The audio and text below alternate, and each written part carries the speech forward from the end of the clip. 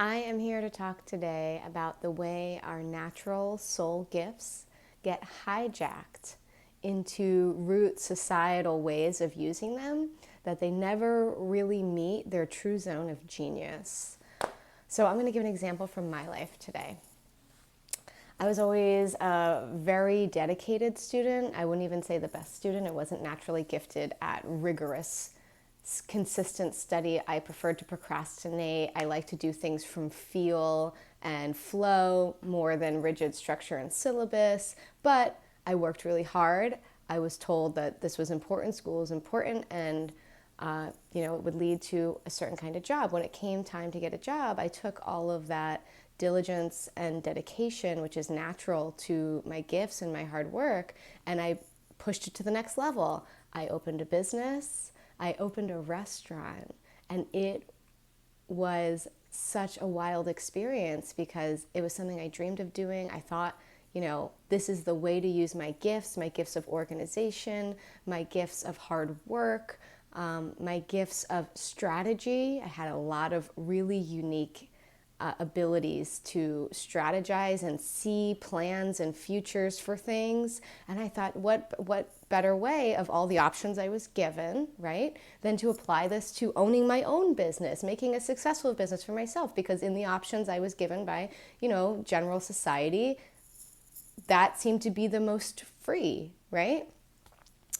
It was not good for me. It was not good for my health. I burned out pretty hard. Like I said, I liked free form and flow, and this was a pretty much round-the-clock job. There was no clocking out. So I ended up taking a step back a couple of years ago.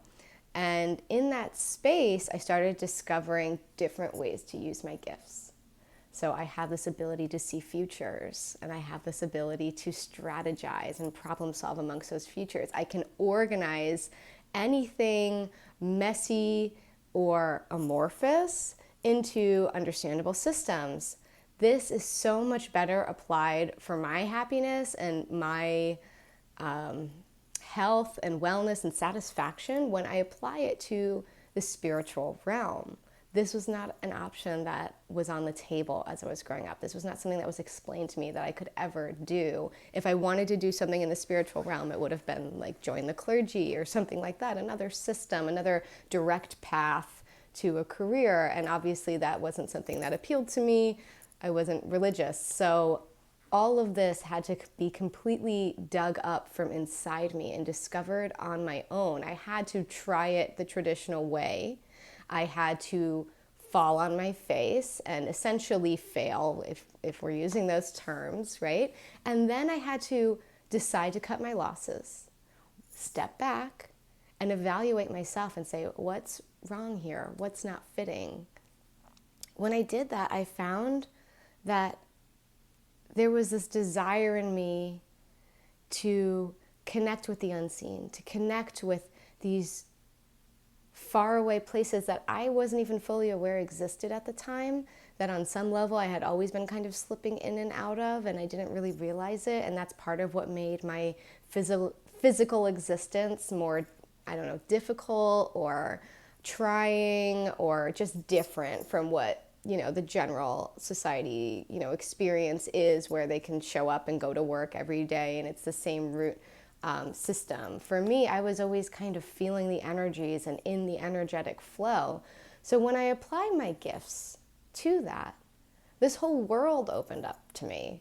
I was able to see that, yes, I can take big amorphous messes and organize them, but it doesn't have to be a messy schedule or a messy room or a big corporate-esque type problem or strategy that I'm creating. I could download this information from the cloud that is so amorphous it almost can't be explained in words, and be able to ground it, see the way through in some sort of verbal strategization of how can I speak this in ways that can be understood.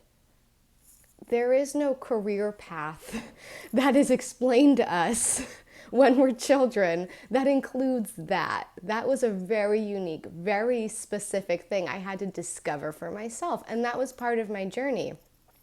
Now, when I sit down with clients, the work that I do is basically still strategy work. I sit down, we talk in a spiritually inclusive way about what's going on in their lives and what they're feeling, what they're experiencing, and I'm able to see, feel, download the messages, organize the meanings, and create a strategy with the view on the futures and what's possible from here. What is the more soul-aligned Aquarian age direction and the choices that we can make to that end, right? So that's like what we do. It's a strategy session, but it's like a soul strategy for your life. And that, we have a lot of coaches and we have a lot of stuff that's blooming and blossoming, and it's great now.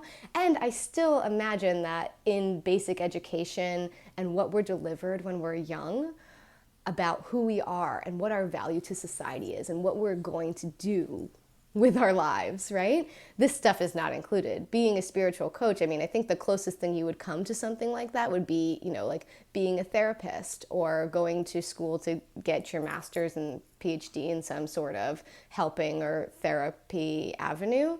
And this is still really different from that. I know a lot of therapists who are on their more guided path, and being a therapist wasn't it for them because it was still locked in by structures.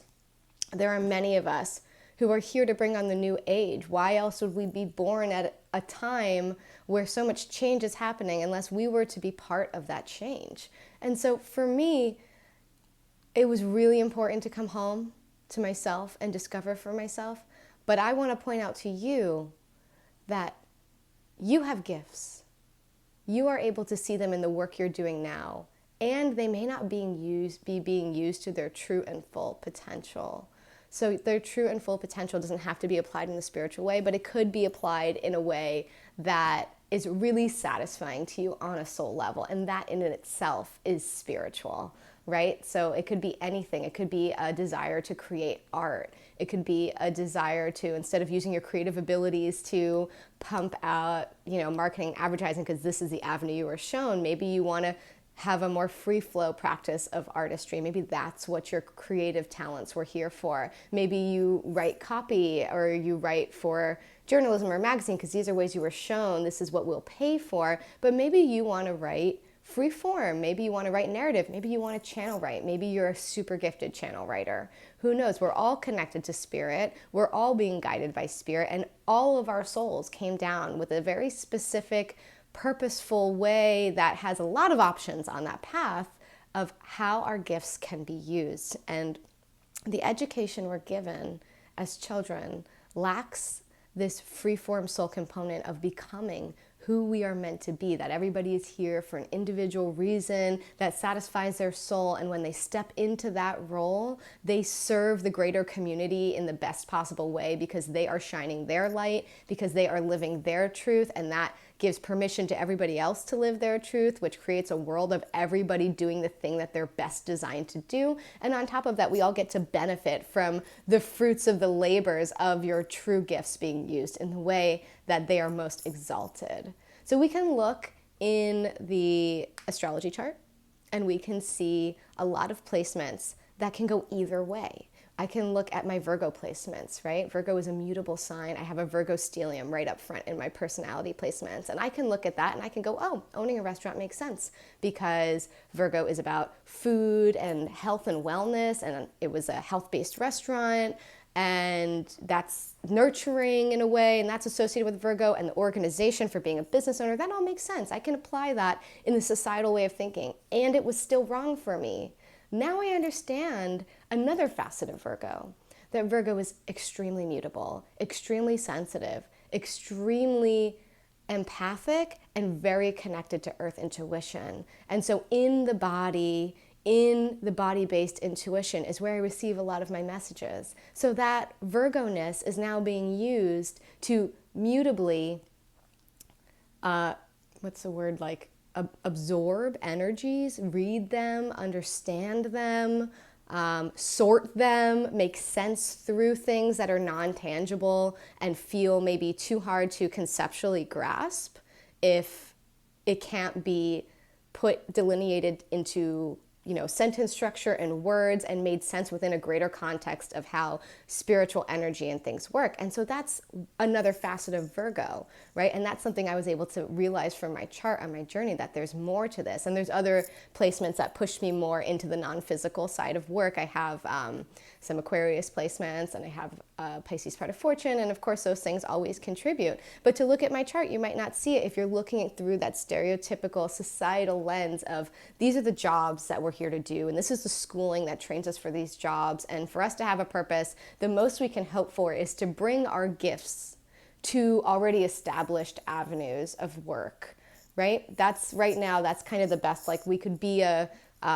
great people manager within an organization that already exists. But there might be something that you are meant to create with your gifts, something completely unbounded and undiscovered at this point that is not being handed to you on your path. And I just want to alert you to that. Like, example of my story of going from, sure, I'm a creative strategizer and I'm a hard worker, and so I can own a restaurant and that makes sense.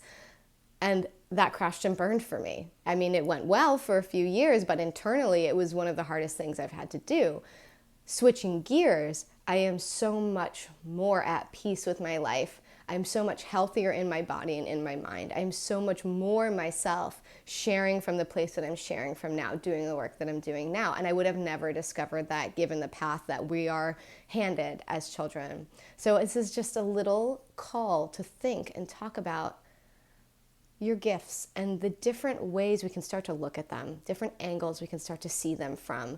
Maybe it doesn't have to be something that's already been defined. Maybe you are here to define it. Maybe your gifts, when we're young, we have all these gifts. Some of us are really good people pleasers, right? And so we just know people, we empathically sense people, and we can anticipate needs and stuff, and that can get hijacked, right, into kind of running ourselves dry. Or we might be really great at navigating the physical realm, right? And maybe we're meant to show people a new way of connecting with their bodies, but instead we get lost in a path of just doing and working all the time in the physical realm and never connecting with that inner wisdom that says, yes, you have this gift, but this is the way you're meant to use it.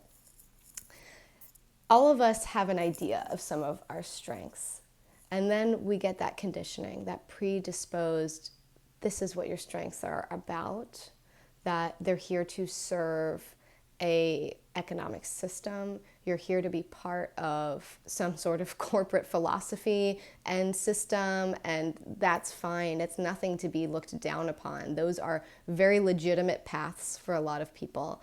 And if you're feeling it's not the right path for you, there could be more to what you're supposed to be doing, or different than what you're supposed to be doing with your gifts. And so taking those gifts, taking off the societal pressure, for me that meant coming home from work and kind of sitting in the nothingness for a while and waiting to see what came up from that and what was possible, and developing over years my gifts in a new way that I had never really strengthened before. Those muscles were kind of weak, of knowing how to use my clairsentience, my claircognizance, my mutability to help people, knowing how to organize channeled information into something that's usable, right? It took a while of kind of practicing with these gifts like you would any other skill to get that right. Imagine if from the time I was 6 years old, when we're put into school, that was what I was trained to do. Imagine where I would be by the time I graduated school, right? Obviously, there's no training for this. There's life training. We've been trained our whole lives to do certain things. And regardless of that training, we are still also training in our soul gifts, whether we realize it or not. But it might take that wake up of, what am I really here to do? If you're interested in identifying what your purposeful traits are and the ways in the conjunction with your whole chart that they can be used, I do astrology soul purpose sessions in particular for this reason, because it's worked for me, it's worked for other people, to get the holistic picture of why your soul came here and who your soul came to be. A lot of times we only take pieces of that into action into our lives, but when you have the whole glimpse of all the energies that you have, all of the things that light you up and make you happy and that you enjoy, which are also your parts of fortune that bring you all of the good things that you want in life, and all of the things that you are innately skilled at. And when we look at them and in the areas that they're showing up in life, in the houses, when we see all of that, we get a much clearer picture of all the ways that our gifts can be used. And this is in terms of life's work and work, right? Job work. So it could be a combination of all those things. It could really change the direction of your life.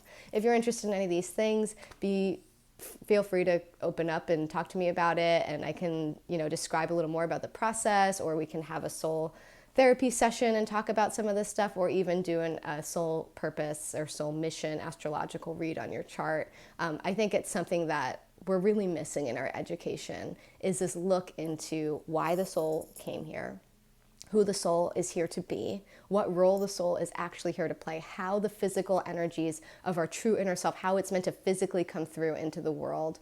It's very varied, very nuanced, and very different for each person. And I think we're being done a disservice by not having this soul education on purpose from a young age, that many of us get stuck on a conveyor belt and don't know even that we can get off, or that we should get off, and maybe are meant to get off that conveyor belt and find a new way to forge our own path. If there ever is a time to do that, it's now. As we're birthing the Aquarian age, everything is unprecedented. We're moving into 5D energy, which is way less grounded in structure than 3D world, where everything is kind of linear and time is linear. 5D, anything can be anything, and we can create with our own minds. We can project from our own feeling bodies and our minds into the world what we want to see. There's a lot more vast, infinite possibility there. And so this is the time, if ever there was a time, for people to have this freedom and this luxury to know who they truly are and to be able to work in that way. This is what we want to build into the world going forward. This is the kind of world we want to see, that we want for our children and future generations. We want them to be able to know who they are, feel good about who they are, and use that in a way that serves the world. That's the Aquarian dream. That's the age we're coming into. If you have any interest, you have any questions, I'm always here. Give us a follow if you're interested in following more about this kind of stuff. We'll be continuing to talk about it. All right, have a great day.